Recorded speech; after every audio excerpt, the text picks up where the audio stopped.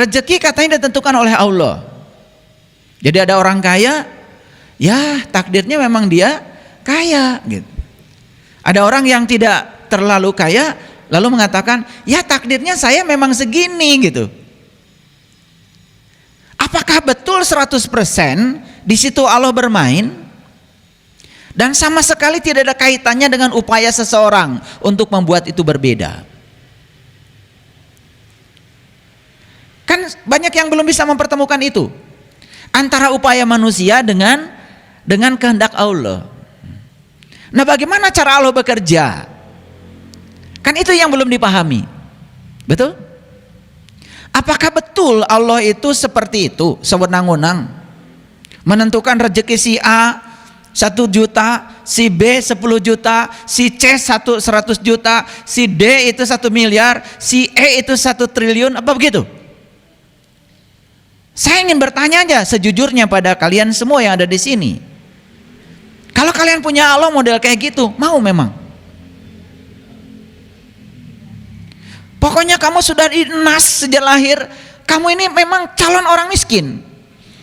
Bahkan kamu ini sudah ditakdirkan oleh Allah, dienas katanya di kitab apa itu saya nggak ngerti, ya. Bahkan kamu itu takdirnya akan celaka. Bahkan kamu itu takdirnya akan masuk neraka. Terus masalahnya kenapa kita disuruh berupaya? Kalau semua sudah ditentukan, kan itu masalahnya. Itu yang belum menemukan titik temu sampai sekarang. Jadi yang akan saya jelaskan hari ini adalah bagaimana mekanisme Allah bekerja, bagaimana mekanisme semesta bekerja, sehingga antara ketentuan Allah bertemu dengan upaya manusia, itu yang membuat keadaan manusia seperti yang dicapainya. Sesungguhnya awal agama itu adalah makrifatullah, mengenal Allah. Semoga seluruh makhluk hidup di semesta ini, baik yang kelihatan maupun yang tidak kelihatan, di setiap ruang dan waktu, di semua tingkatan, senantiasa berbahagia. Semoga kita semua selalu dimampukan untuk menjadi pembahagia bagi seluruh makhluk, menjadi sumber cinta, sumber sukacita, dan kita dijauhkan dari tindakan yang akan menyakiti makhluk lain apapun itu. Para sahabatku, para putraku yang dirahmati Allah, saya membaca di salah satu komentar di salah satu YouTube, ada yang usul karena masih mengalami kebingungan tentang qada dan qadar. Dan saya tiba-tiba meresponnya begitu cepat, dan saya yakin di tempat ini pun mungkin masih ada yang kebingungan tentang qada dan qadar. Oleh karena itu, saya memberi judul kajian kita hari ini, meluruskan kesalahpahaman tentang qada dan qadar. Kenapa harus diluruskan? Karena saya bermula dari diri saya sendiri. Saya belajar agama sejak dari kecil dan ada konflik tentang ini. Secara kognisi di otak saya ada konflik pada saat itu. Dan saya baru berani bicara ini saat ini setelah saya melakukan proses pendalaman yang cukup panjang. Kalau saya hitung, saya merenungi ini mungkin kurang lebih 30 tahun. Bukan waktu yang sebentar. Di mana letak konfliknya?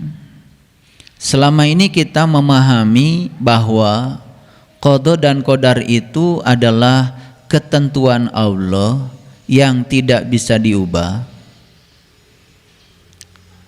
dan ketentuan itu mengikat bagi setiap makhluk, terutama untuk manusia.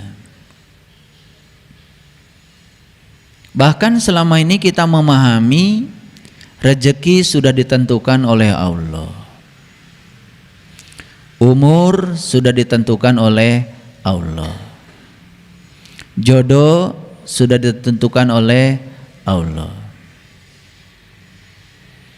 Apakah pemahaman itu benar?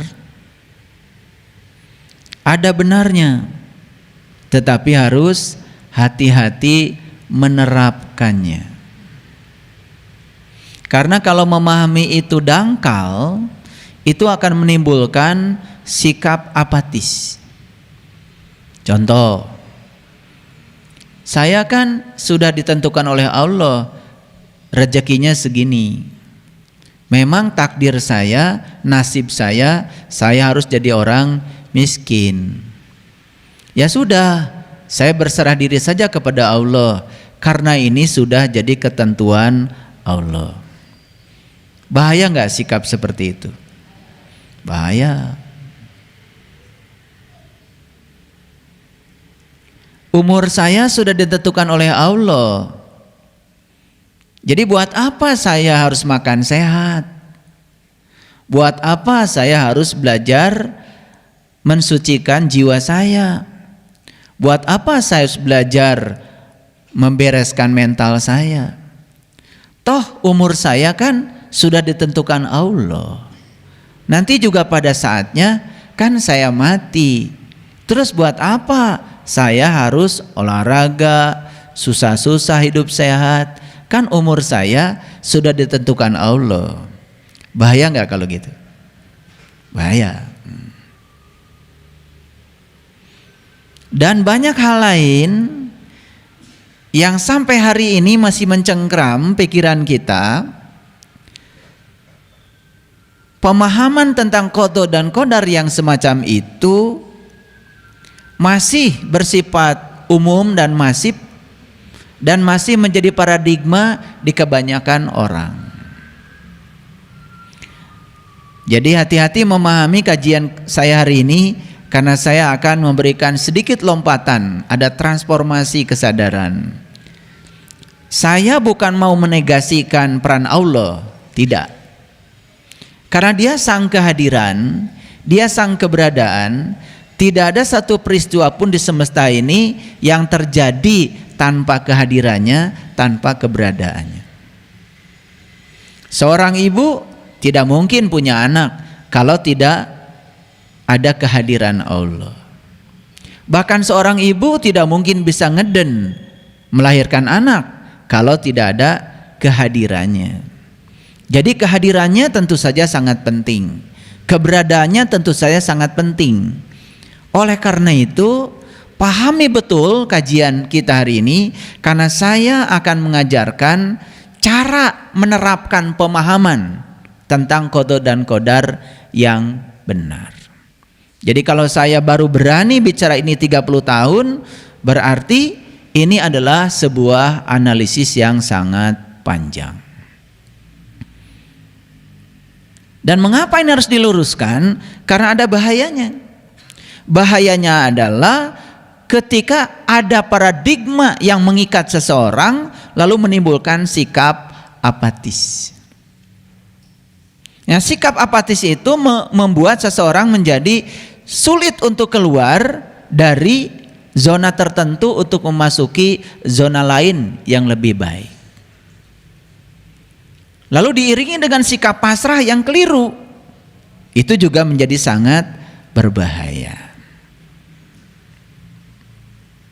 Sekarang kita bicara fakta dulu. Kita gaul sedikit ya. Saya akan bicara data statistik. Di seluruh dunia ada data statistik tentang rata-rata umur manusia berdasarkan bangsa. Dari semua bangsa di dunia, yang rata-rata umurnya paling panjang itu adalah bangsa Jepang. Dan di Jepang sendiri ada satu daerah namanya Okinawa. Rata-rata umur manusia di sana secara statistik di seluruh dunia itu di atas 95 tahun. Bahkan saya baca artikel terakhir itu sudah mencapai angka di atas 100 tahun rata-rata umur mereka. Ini rata-rata ya. Rata-rata bukan berarti semua orang di Okinawa umurnya segitu. Rata-rata sebagian besar. Lalu diselidikilah oleh para peneliti faktor apa yang menyebabkan umur mereka itu bisa panjang. Ternyata mereka itu menerapkan yang namanya pola hidup sehat. Nah, persis seperti yang sering saya sampaikan. Jadi hidup sehat itu ada 10 prinsip. Yang pertama haknya hati selalu bahagia. Dan orang Okinawa menciptakan kebahagiaan itu begitu mudah karena di situ sudah menjadi karakter. Dan bahagianya mereka tidak digantungkan pada situasi di luar dirinya. Bahagia itu adalah keputusan dirinya sendiri. Yang kedua, I-nya istirahat yang cukup. Dan istirahat yang dimaksud di sini bukan istirahat tubuh saja, tetapi istirahatnya pikiran terutama. Yang ketiga, diet yang seimbang. Nah ini ya.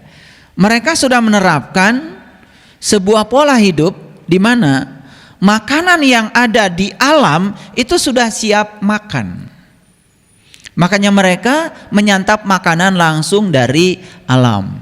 Jadi tidak banyak mereka itu memasak menggunakan api. Karena mereka memiliki paradigma kalau makanan yang dari alam ini disentuh api itu rusak struktur molekulnya dan itu menjadi tidak bagus buat tubuh. Makanya mereka menerapkan prinsip makan langsung dari alam. Makanya kalau kita juga makan di restoran Jepang kan, kita makan sashimi, makan salad, itu kan makanan-makanan yang langsung dari alam. Karena mereka percaya bahwa alam ini sudah menyediakan makanan dan siap makan. Jadi alam mengolah makanan siap makan. Nah, sementara kita punya paradigma bahwa makanan itu harus diolah dulu, diolah lagi. Ya toh? Nah, kalau kita di sini ya, kangkung nggak ada yang berani makan mentah-mentah. Harus dimasak karena orang tua kita mengajarkan harus dimasak dulu, ya kan? Kadang-kadang sampai warnanya berubah menjadi hitam. Ya toh? Nah, jadi menurut mereka itu sudah jadi sampah, tidak layak untuk disantap. Itu D-nya itu. Yang keempat, U-nya, udara yang bersih. Maka mereka sangat menjaga lingkungan. P-nya adalah pengendalian diri. Itu yang paling berbahaya. Karena sebetulnya semua sumber penderitaan manusia berasal dari kegagalan mengendalikan diri. Selalu serakah pada yang diinginkan dan benci pada yang tidak diinginkan. Itu kebanyakan manusia. Itu sumber penyakit. Kemudian berikutnya sinar matahari yang cukup. Ya, sinar matahari bukan sekedar yang di luar, tapi sinar matahari yang di dalam. Makanya di Okinawa, ya, orang-orang tua itu masih naik sepeda dan mereka umumnya bertani. Karena dengan bertani itu kan sinar matahari cukup ya. Makanya Ayah Asep sehat terus karena tiap hari nyangkul.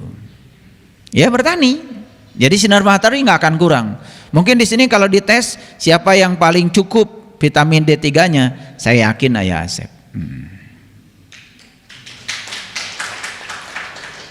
Itu pasti di atas 100 tahun.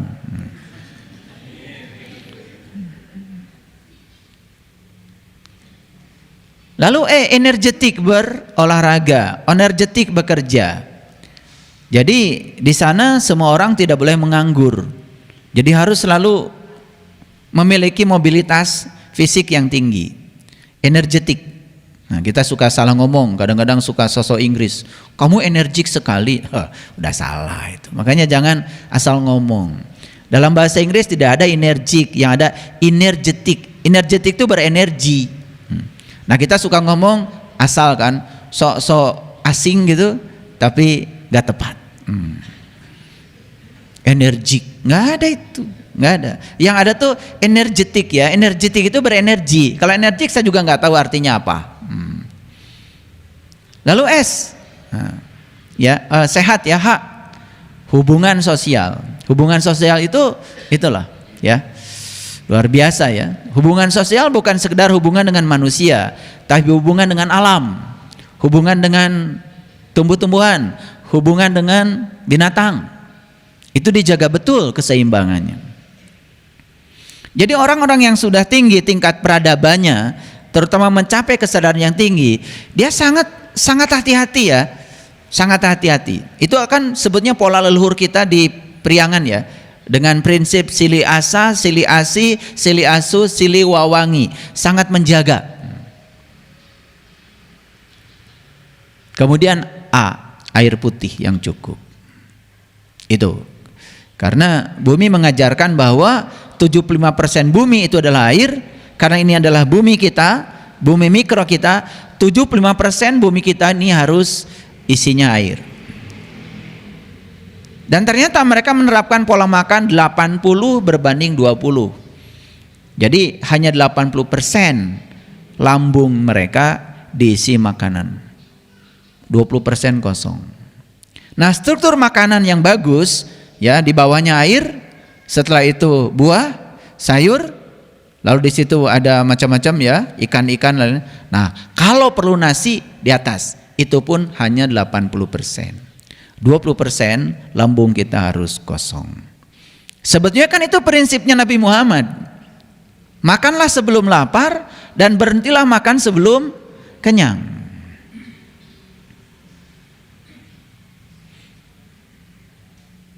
Tapi prinsip itu kan digunakan, mohon maaf ya, secara nyata, secara praktek justru ya di Okinawa. Pertanyaannya, jadi kalau umur itu ditentukan oleh Allah,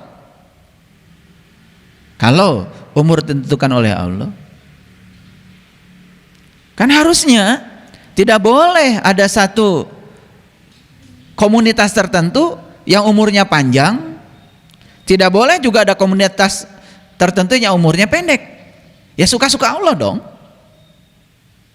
Tapi fakta secara saintifik membuktikan bahwa orang-orang dengan pola hidup yang salah, pola makan yang keliru, kan rentan terhadap penyakit dibandingkan dengan orang-orang yang pola hidupnya baik. Nah, sekarang di mana ini pertemuannya antara takdir Allah tentang umur dengan upaya manusia? Di mana titik temunya? Ini harus ketemu. Nah, ini yang akan kita bahas hari ini. Jadi saya kalau membahas sesuatu, saya kemukakan dulu masalahnya. Karena sebetulnya ya, kalau para sahabat lihat ceramah saya itu di depan, di pendahuluannya pasti saya memunculkan masalah. Di tengah ceramah saya pasti saya berusaha secara metodologi menyelesaikan masalah. Dan di bagian akhir saya memberikan penegasan saja. Pernah nggak mengamati gitu? Oh pasti enggak kan? Yang penting dengar aja. Itu polanya begitu. Nah, ini saya buka rahasianya. Dapur saya begitu. Karena harus seperti itu memang ya, pola pembelajaran supaya teori komunikasinya nyambung. Oke. Terasa ya masalahnya. Oke. Sekarang rezeki katanya ditentukan oleh Allah. Jadi ada orang kaya, ya takdirnya memang dia kaya gitu. Ada orang yang tidak terlalu kaya lalu mengatakan, ya takdirnya saya memang segini gitu. Apakah betul 100% di situ Allah bermain? Dan sama sekali tidak ada kaitannya dengan upaya seseorang untuk membuat itu berbeda. Kan banyak yang belum bisa mempertemukan itu.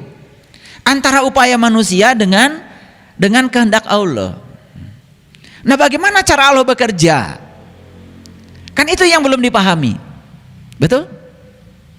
Apakah betul Allah itu seperti itu, sewenang-wenang menentukan rezeki si A 1 juta, si B 10 juta, si C 100 juta, si D itu 1 miliar, si E itu 1 triliun, apa begitu? Saya ingin bertanya aja sejujurnya pada kalian semua yang ada di sini.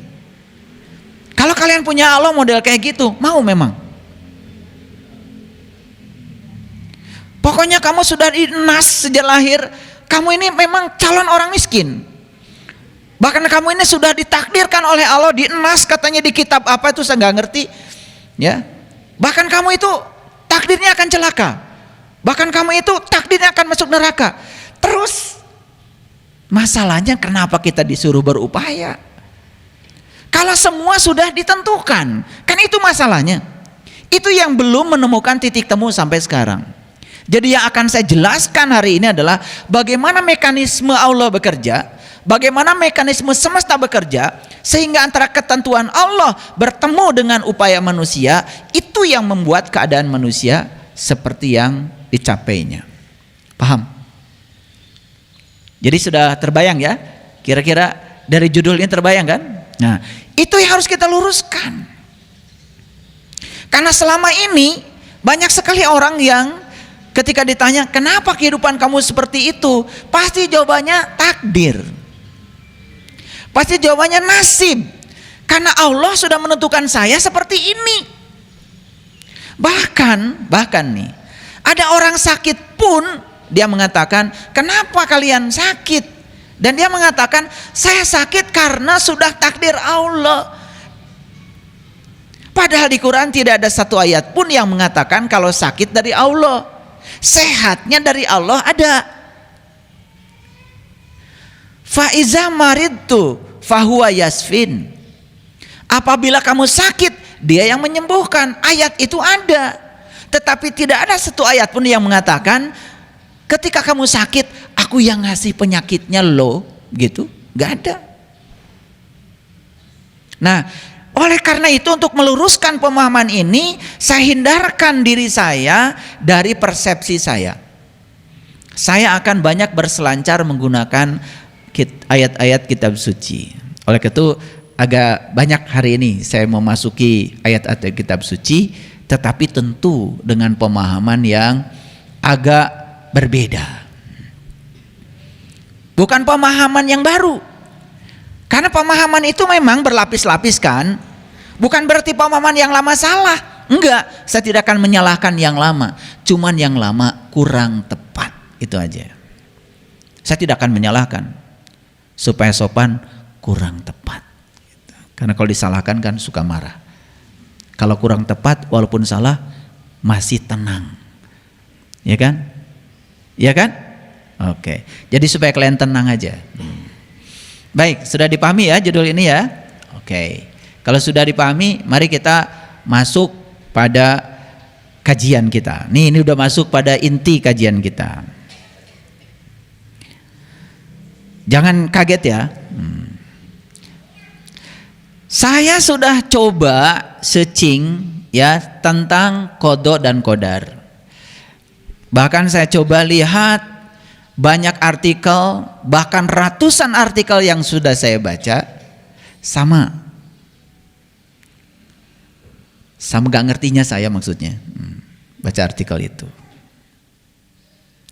Saya tanya kamus bahasa Indonesia, kamus besar bahasa Indonesia. Nah, jadi supaya kelihatan sedikit saintifik, maka saya coba menggunakan pendekatan kamus besar bahasa Indonesia. Jadi dalam kamus besar bahasa Indonesia ada istilah nasib, ada istilah takdir yang diambil juga dari qada dan qadar. Apa sih nasib itu? Ya, sesuatu yang sudah ditentukan oleh Tuhan atas diri seseorang disebut takdir. Ini apakah salah dari kamus besar bahasa Indonesia? Tidak salah, tapi hati-hati menerapkannya. Karena kalau kita menerapkan ini secara langsung, sesuatu yang sudah ditentukan oleh Tuhan atas diri seseorang yang namanya takdir, ini kalau dipahami secara utuh begini tanpa ada proses untuk mencernanya sangat berbahaya. Karena ini akan mengatakan saya begini karena Tuhan. Ini akan menyebabkan seseorang untuk tidak bisa meniti ke dalam diri. Tuhan akan menjadi kambing hitam, disalahkan dalam segala hal. Sakit salah Tuhan, miskin salah Tuhan, gak punya kerjaan salah Tuhan, duit gak punya salah Tuhan, semua menjadi salah Tuhan. Bodoh salah Tuhan. Bahaya gak kalau gini? Jadi dalam kamus bahasa Indonesia ini apakah salah? Menurut saya ini tidak salah, cuman menerapkannya hati-hati. Nah, kita harus tahu bagaimana caranya Allah bekerja menentukan nasib seseorang, menentukan takdir seseorang. Catat dulu ya. Oke.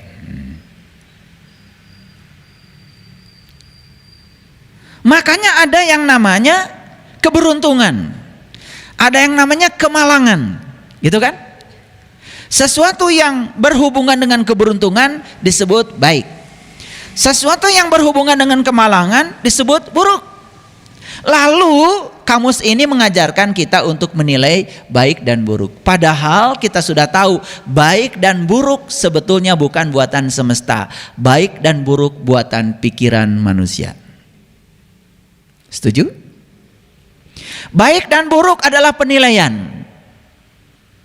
Seperti benar dan salah. Hati-hati.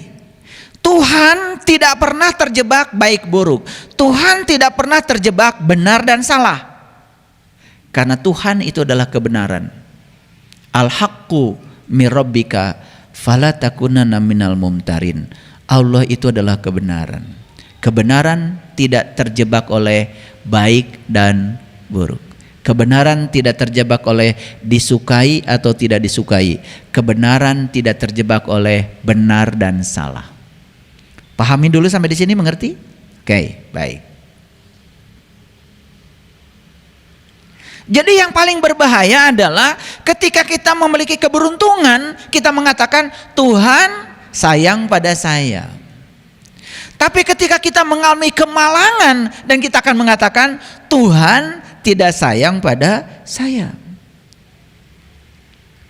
Kita sudah mengalami dikotomi tentang Tuhan. Ada dualitas penilaian kita pada Tuhan. Kadang Tuhan itu baik, kadang Tuhan itu tidak baik. Bahaya nggak? Bahaya. Kita sudah mendiskreditkan Tuhan dengan sifatnya yang antagonis. Padahal Tuhan tidak memiliki sifat yang semacam itu. Paham? Oke. Pelan-pelan ya, ngajinya pelan-pelan. Supaya pelajaran saya nyerap. Ya, makanya setelah ngaji dengan saya, semua harus kasurupan. Ya, tahu kasurupan? Kasurupan itu dari kata surup, surup nyurup. Jadi kasurupan oleh pelajaran saya, maksudnya. Bukan kasurupan sama yang lain, ya. Kasurupan oleh pelajaran saya. Jadi saya selalu doakan setiap kajian saya kalian kesurupan oleh pelajaran saya. Itu bukan kesurupan wuluh wah wuluh weh menta surut jeung kopi nu kitu mah. Lamun aya nu kasurupan gitu minta kopi jeung surutu tong dibere bere cabe we popokan banget naku cabe cager. Itu acting sebetulnya, ya. Lalu datanglah tuh, ya, orang-orang yang sok-sok pinter menganggap diri seorang penyembuh, ahli menundukkan kesurupan. Sama gilanya. Baik, kita teruskan dulu, ya. Makanya kan ada yang namanya nasib malang, ada yang namanya nasib buruk. Kalau yang menentukan nasib itu Tuhan, masa Tuhan bilang seseorang menentukan seseorang malang, menentukan seseorang buruk? Tuhan macam apa kayak gitu? Ngerti? Oke, kedua. Bukankah Tuhan itu maha pengasih, maha penyayang? Ternyata setelah saya kaji lebih dalam, Tuhan tidak begitu modelnya.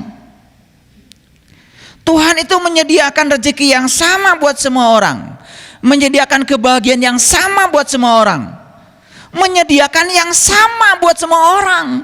Kenapa kita berbeda? Kita yang membedakan menjadi berbeda karena cara kita untuk berhubung dengan Tuhan itu yang berbeda. Cara kita memandang Tuhan itu yang berbeda. Itu yang membedakan keadaan kita hari ini. Paham? Oke. Nah, ini kan harus dibongkar ya paradigma kita tentang Tuhan.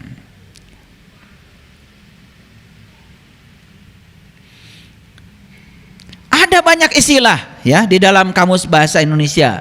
Bernasib, mempunyai nasib. Nasib-nasiban. Nasib-nasiban kan artinya main judi kan? Untung-untungan. Bergantung pada nasib atau mengadu nasib. Kan banyak kan? Kenapa kamu pergi ke kota? Mau mengadu nasib. Nah, yang mengadu nasib itu karena memang dia tidak ngerti di kota mau kerja apa, rencana di kota apa, jadinya mengadu nasib. Itu namanya nasib-nasiban. Jadi kalau dia gagal di sana, ya memang dia tidak punya rencana kok. Saya naik truk dari Garut ke Bandung, saya punya rencana, bukan mau mengadu nasib. Walaupun saya naik truk, saya mau sekolah. Walaupun saya harus jadi asisten rumah tangga beberapa bulan, ya nggak masalah. Itu batu loncatan saya karena saya punya tujuan. Tujuan saya adalah mau sekolah, memperbaiki nasib, bukan mengadu nasib. Beda. Kalau memperbaiki nasib berarti saya tahu kalau nasib saya bisa diubah. Tetapi kalau saya sudah menetapkan nasib saya memang begini, hidup di kampung, dan rezeki saya begini, orang tua saya begini, udah saya pasrah aja pada Allah, saya nggak usah sekolah. Ngerti?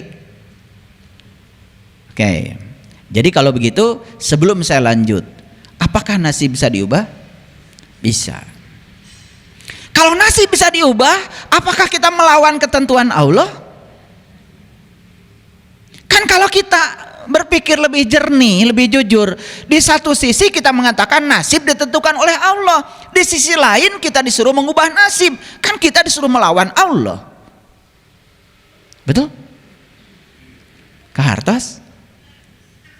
Nah, gimana caranya supaya kita sejalan, tidak terlibat melawan Allah? Ketentuan Allah tetap ada, upaya kita juga jalan. Nah, antara ketentuan Allah dan upaya kita ketemu di titik tengah, sehingga di situ terjadi perubahan nasib.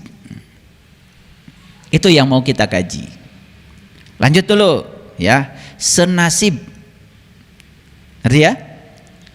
Yang ini cerita penderitaan. Yang dengar juga sama-sama menderita. Lalu bilangnya kita senasib. Karena merasa senasib jadi tenang. Ayah batur. Kan gitu. Betul nggak? Bahkan jahatnya kita untuk bahagia saja kita harus bandingkan diri kita dengan orang lain yang hidupnya tidak bahagia. Jahat kan? Kalian untuk mensyukuri kaki kalian yang sehat itu, masa harus kalian bandingkan kakimu dengan orang yang kakinya lumpuh? Dan banyak orang yang kemudian mengajarkan kita seperti itu. Kamu bersyukur kakinya sehat. Coba lihat tuh orang lain yang kakinya sekarang lumpuh. Hanya untuk bersyukur atas kaki sehat perlu orang lain yang menderita. Apa begitu? Apa nggak kejam itu ngaji seperti itu? Mau syukur ya syukur aja, nikmati. Kamu bisa jalan kemana-mana, kamu bisa melangkah kemana-mana, bisa olahraga, bisa diantarkan kemana kamu mau. Kenapa tidak cukup untuk mensyukuri itu? Harus ada orang lain sebagai pembanding. Gak jahat gitu. Masa untuk merasakan kamu punya uang banyak dan menikmatinya setiap hari, hanya untuk bersyukur kamu uangnya banyak, kamu perlu orang lain yang hidupnya miskin gitu? Apa dengan cara membandingkan itu bersyukur? Dan kita selama ini masuk di kekonyolan itu dan diajarkan kekonyolan itu dan dianggap itu kebenaran. Saya kasih tahu sekarang, jahat sekali kalian. Kalau hanya untuk bersyukur aja, kalian perlu pembanding orang yang lebih buruk kehidupannya dari kalian. Itu bukan syukur itu. Bukan syukur. Itu kejam. Gak tahu diri. Paham? Oke, kita tinggalkan kamus bahasa Indonesia. Sekarang kita masuk ke sini. Beberapa bulan terakhir ini di fase yang terakhir dari proses perjalanan saya. Jadi 30 tahun mencoba memahami apa sih qada itu, apa sih qadar itu. Kenapa dua kata ini, qada dan qadar ini ada? Dan saya baca semua artikel yang ada, yang ditulis oleh banyak orang yang mengatakan dirinya menulis artikel, saya memahami qada dan qadar itu nggak jelas. Qada katanya ketetapan Allah, qadar juga ketetapan Allah. Atau ari sarua harti nama ke beda ngalilir maneh. Saya tahu ya, leluhur kita tuh kalau ngasih dua kata yang berbeda, pasti maksudnya berbeda, pasti artinya berbeda. Nah, saya ingin menyampaikan sebuah garis batas apa bedanya qada dan qadar. Gini, ada BMKG, suka meramal kan? BMKG bilang, Bandung besok hujan. Kata BMKG.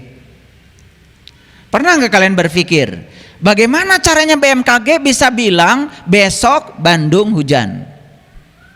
Itu namanya data.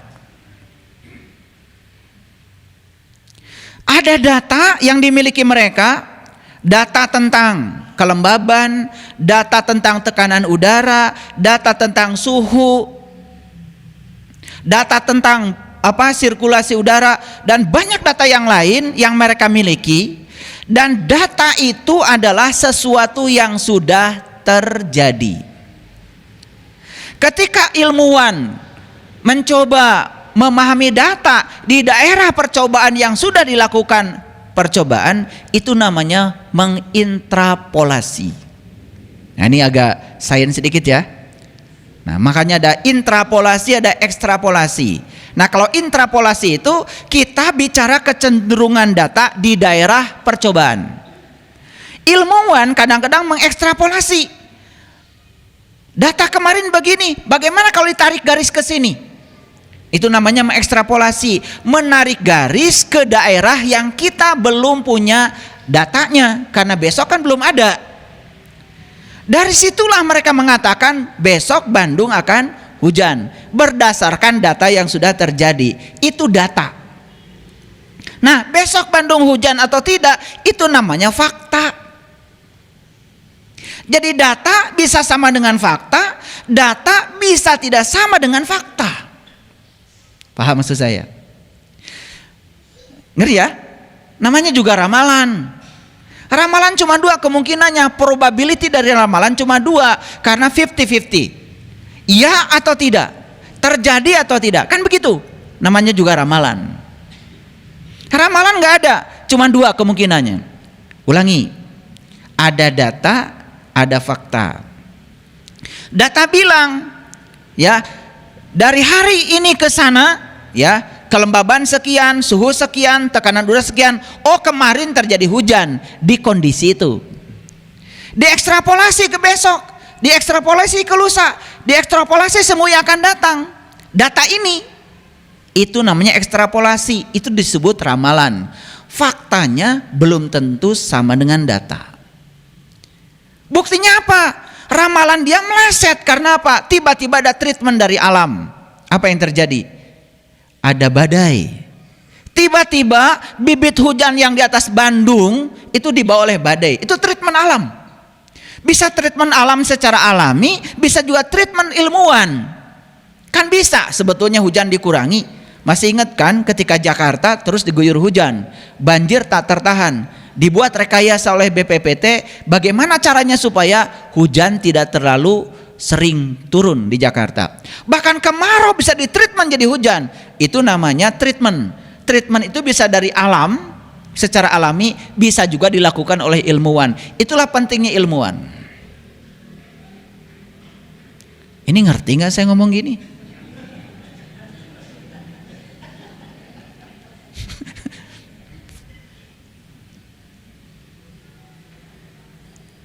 Ya gimana lagi saya harus ngomong ini, karena ini qada dan qadar mau saya jelaskan supaya ngerti. Ya kalau mau qada dan qadar, qada adalah ketetapan Allah, qadar udah nggak usah ngaji sama saya. Bubar aja dari sini. Karena saya mau ngasih sesuatu yang 30 tahun saya ngajinya. Oke, lanjutkan dulu. Jadi data bisa sama dengan fakta, data bisa tidak sama dengan fakta. Kapan data sama dengan fakta? Kalau tidak ada treatment. Kapan data sama dengan fakta? Kalau ada treatment. Nah, saya diberi karunia oleh Allah bisa membaca data karma seseorang. Jadi saya bisa baca tuh 1000 tahun yang lalu kamu di mana dan kehidupannya seperti apa. Saya tahu. Saya diberi karunia itu. Bisa baca. Sehingga yang sudah dibaca data karma oleh saya kasih tahu di data terbaca sebetulnya Anda itu di umur sekian bakal kena penyakit kanker di data. Apakah faktanya di umur sekian bakal kanker? Belum tentu. Kalau mau ada treatment, makanya saya kasih treatment, ubah pola hidup kamu. Bisa jadi di umur sekian tidak jadi. Itu kan data. Ketika diekstrapolasi ke sana tanpa treatment bisa jadi itu. Contoh, saya bisa tahu seseorang ini di kehidupan yang dulu seperti apa kehidupannya. Misalnya dia itu banyak sekali berbagi pada orang. Dia punya tabungan dari kehidupan yang dulu itu, udah punya tabungan. Nah itu data. Faktanya di kehidupan yang akan datang, dia memiliki begitu banyak keberuntungan. Sedikit saja dia berupaya, rezeki datang. Beda dengan orang lain. Sudah berupaya dari pagi sampai petang, tetapi rezekinya susah dan seret. Kenapa dia tidak punya keberuntungan? Bukan Allah menguntungkan seseorang dan tidak menguntungkan seseorang. Yang ini di kehidupan yang dulu sudah punya tabungan kebaikan, sekarang diberikan tabungan itu. Karena dia sudah menciptakan sebab baik, akibatnya menjadi baik. Nah orang-orang yang hari ini, mohon maaf ya, bertamu kepada orang, ke rumah orang, boro-boro dikasih air teh, diajak ngobrol aja dari pagi sampai petang, boro-boro dikasih makanan, nggak usah protes, itu datamu, ya datamu, karena kamu dulu juga kalau berkunjung ke rumah, kalau orang berkunjung ke rumahmu, ya diajak ngobrol, ya kamu sekarang diajak ngobrol juga. Jadi tidak ada di kehidupan yang sekarang itu datang ujug-ujug tanpa kita mengundang. Sebetulnya semua akibat yang terjadi sekarang sebetulnya adalah kita yang menciptakan sebabnya. Ngerti sampai sini? Pelan-pelan masuknya ya, supaya ngerti. Jadi sebetulnya apa qada dan qadar? Nih saya baru mau buka. Jadi bagi saya, makanya bukan bagi semua orang nih, bagi saya. Kalau kalian gak cocok, ya udah jangan diterima dulu. Kalau cocok, alhamdulillah. Bagi saya, makanya nggak boleh ada yang protes ya. Nih di YouTube nggak boleh. Ya. Bagi saya, nih cocok, masuk akal, terima. Gak cocok, udah simpan aja dulu. Mungkin baru terima 1000 tahun yang akan datang, nggak apa-apa. Saya doakan semoga aja lahir lagi jadi manusia. Jadi bagi saya qada itu adalah data. Sedangkan qadar itu adalah fakta.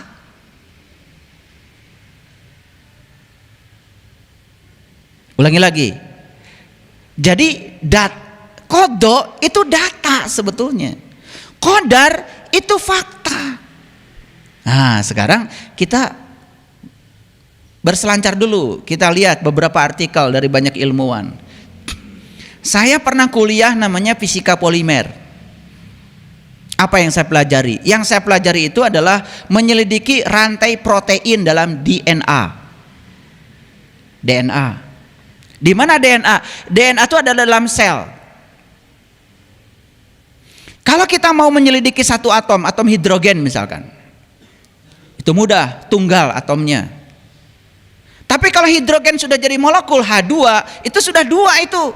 Orbit molekulnya tidak sesederhana kalau dia tunggal, itu sudah diatomik, bukan monoatomik.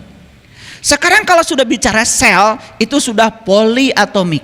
Bisa dibayangkan gimana orbit molekulnya. Gak usah masuk situ, kalian pusing. Harus belajar fisika kuantum, harus belajar aljabar linier. Bukan aljabar yang S kuadrat ditambah 4X ditambah 3 sama 0, berapa X1 berapa X2 yang gitu aja kalian gak lulus. Ya kan?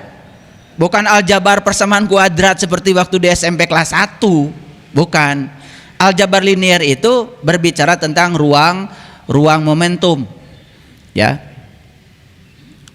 Bukan ruang koordinat X, Y, Z lagi, bukan ruang biasa. Itu sudah ruang fase itu, ya. Itu perlu belajar matriks 1000 kali 1000, bukan 4 kali 4. Menentukan determinan matriks 4 kali 4 aja dulu waktu belajar matriks di SMA kalian nggak lulus. Baru 4 kali 4, apalagi 1000 kali 1000. Itu nggak bisa lagi pakai manual, harus pakai komputasi. Itu waktu saya belajar. Disitulah saya tahu bagaimana hebatnya DNA. Ternyata DNA itu adalah rantai polimer. Di situ ada berbagai macam atom-atom yang disusun untuk membangun DNA. Isinya apa DNA? Sekarang semua ilmuwan mengatakan satu DNA dalam satu sel bisa menyimpan 3 miliar data. Jadi kalau tubuh kita sekarang ada 100 triliun sel, berarti ada 3 miliar kali 100 triliun.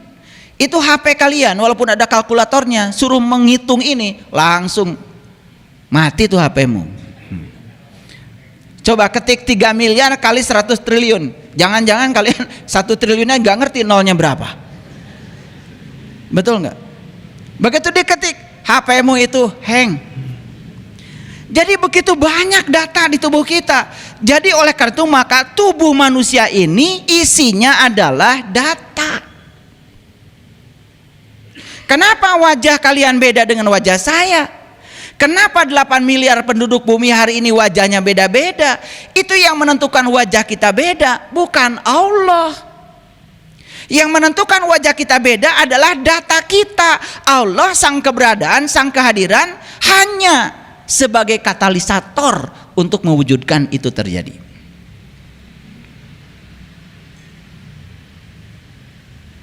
Maaf ya, tidak bisa dipungkiri kalau kita menilai orang, pasti kan ada dua. Yang ini cantik, yang ini kurang cantik. Udah sopan nih saya ngomong. Yang ini ganteng, ini kurang ganteng. Masa iya Allah mau bikin si ini ganteng, si ini kurang ganteng? Masa Allah yang punya, yang maha pengasih, maha penyayang begitu? Yang ini cantik, yang ini kurang cantik, masa begitu? Tidak. Dia sang kehadiran, sang keberadaan, ngikuti maunya kita, ngikuti data kita. Makanya data kita akan sama dengan fakta. Jadi sebetulnya kita datang ke dunia ini bawa tubuh. Isinya tubuh apa? Sel. Dalam setiap sel ada DNA. DNA isinya adalah data. Data isinya adalah informasi.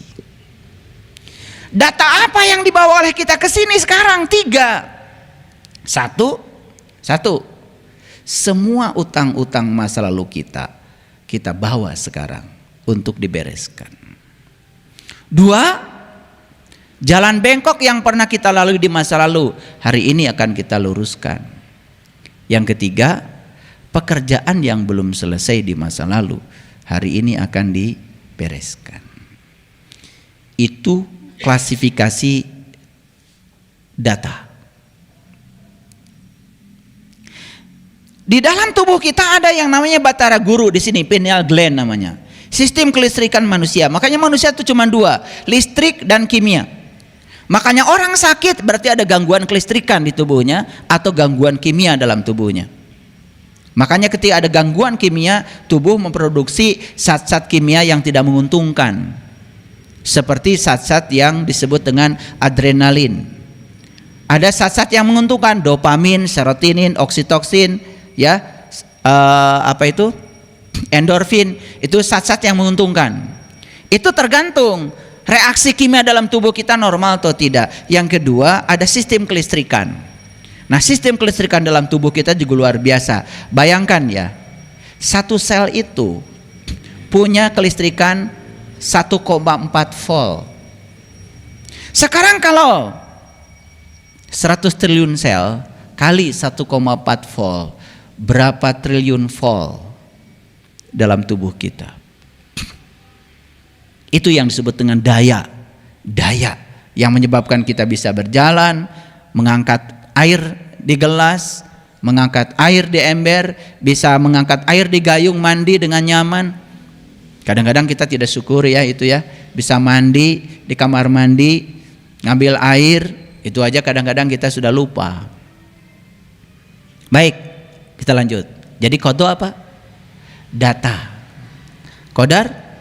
Fakta. Kenapa sekarang saya miskin? Fakta? Fakta. Lihat datanya.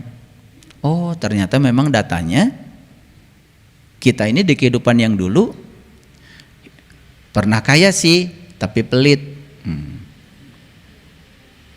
Oh, ternyata di kehidupan yang dulu pernah kaya tapi tidak berbagi. Pernah kaya tetapi merugikan orang. Maka dia jatuh miskin hari ini karena dia harus banyak bayar data karma. Sama tuh data dengan fakta. Itu yang disebut dengan nasib. Siapa kalau gitu pencipta data? Kita aja, saya gitu. Apa susahnya sih? Saya harus ikutan terus. Saya nggak mau ikutan. Kita, saya gitu. Jadi siapa pencipta data? Saya, gitu tegas aja. Saya berani bertanggung jawab. Kita yang babarengan wae. Kalau banyak uang saya ikutan. Saya gitu. Hese nyebut saya teh. Ya? Siapa pencipta data? Bagaimana cara kita mencipta data? Lihat saya semuanya. Cara kita mencipta data itu begini. Ini ruang kehidupan nih, ruang kehidupan. Ini ruang kehidupan nih. Kita ambil nafas dari mana? Dari ruang kehidupan. Masuk napas ke sini. Begitu napas masuk ke sini, napas itu akan mengontrol semua yang terjadi di ruang tubuh kita. Terutama di ruang daya cipta di sini. Dan semua yang sudah dikontrol oleh napas dibawa keluar. Kan napas keluar sini. Set ke sini, disimpan datanya di sini. Napas masuk lagi. Set. Direkam, bawa lagi ke sini. Masuk lagi, direkam, bawa lagi ke sini. Terus begitu. Jadi setiap kali napas masuk, dia merekam data. Apakah ada kebencian di dalam? Terekam. Ada iri hati di dalam? Terekam. Kenapa? Orang melakukan kebaikan, bernafas. Orang melakukan keburukan, bernafas. Bukankah nafas itu sudah mengizinkan pilihan apapun yang mau kita lakukan? Tapi nafas merekam. Saya bicara nafas ya, bukan bicara oksigen. Karena banyak orang yang, mohon maaf ya, kadang-kadang dangkal sekali. Dia bilang nafas oksigen. Kalau nafas oksigen, semua orang bisa beli oksigen. Semua orang bisa beli ventilator. Berarti semua orang bisa tidak mati-mati. Kenyataannya kan mati juga. Betul. Berarti nafas bukan oksigen. Oksigen itu hanya sarana saja. Ya, sarana secara fisik untuk melancarkan proses bernafas, tapi napas bukan oksigen. Ulangi lagi. Napas masuk dari ruang kehidupan, merekam, keluar. Masuk lagi merekam, keluar. Masuk, tersimpan di sini. Tersimpan di otak semesta. Dan semua data, baik data yang baik maupun data yang buruk, akan dikembalikan kepada kita untuk kita pertanggungjawabkan. Kapan? Di kehidupan yang mana saja. Itu yang kemudian jadi data. Saya kira itu yang disebut dengan kodo. Kodarnya adalah ketika data itu tidak ditreatment, jadilah qadar. Ketika di treatment tidak jadi qadar. Fakta bisa berbeda dengan data. Sampai sini ngerti dulu. Ya. Ini loncatan besar. Pemahaman loncatan besar. Dan sekali lagi, kalau berbeda dengan saya, sabar. Jangan menyalahkan saya. Karena saya sudah bilang, ini menurut saya. Dan saya bicara ini harus menunggu 30 tahun.